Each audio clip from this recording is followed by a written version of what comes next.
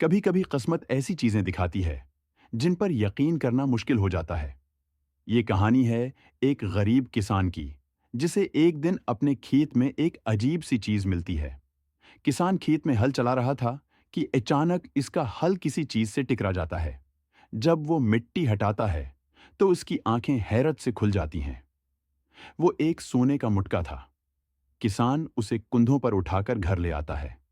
उसका एक साथी, एक छोटा कबूतर, उसके पास आ बैठता है, जैसे वो भी इस राज को जानना चाहता हो। किसान ने एक तजुर्बा किया। उसने आम इंडे मिटके में डाले। कुछ देर बाद जब उसने मिटका खोला तो वो दंग रह गया। अंडे सोने के बन चुके थे। खुशी से पागल होने वाला किसान वो मिटका और सोने के अंडे अपने पास रखकर सो गया। लेकिन खुशियों के पीछे छिपा खौफ अभी बाकी था। रात के अंधेरे में एक चूहा चुपके से मुटके में घुस गया। सुबह जब किसान जागा तो उसका दिल दहल गया। पूरा घर चूहों से भरा हुआ था। किसान और कबूतर दरख्त पर चढ़कर जान बचाते हैं। कुछ देर बाद किसान दोबारा नीचे उतरता है और मुटका उठाकर वापस खेत की तरफ भागता है। वो उसे गहरी मिट्टी में दफना देता है।